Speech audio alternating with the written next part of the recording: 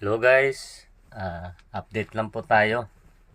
Ito na yung mga progress sa pinapagawa kong apartment sa ngayon. So sana matularan din ng iba at sana itong video na to is makapagbigay ng idea para sa kasama nating mga nagtatrabaho sa barko. Ayan, malaking tulong po yung kinikita, sweldo sa isang buwan, padala sa Pilipinas.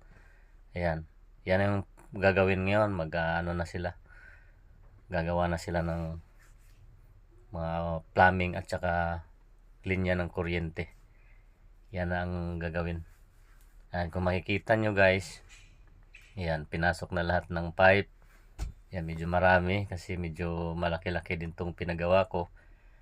Kaya sipag at tiyaga lang. Ayan, yan yung ano natin, yung septic tank. Ayan, ang lalim po niyan is 10 feet. Ayan, nandyan pa sila, nakakalahati pa lang.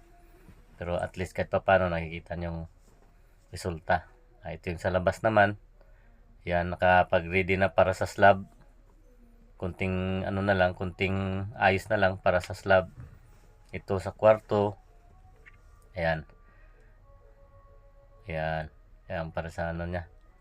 Nakikita nyo guys. Ito naman sa labas. Basta ano lang.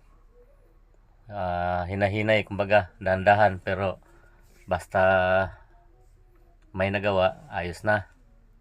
Salamat sa lahat sa mga nanonood.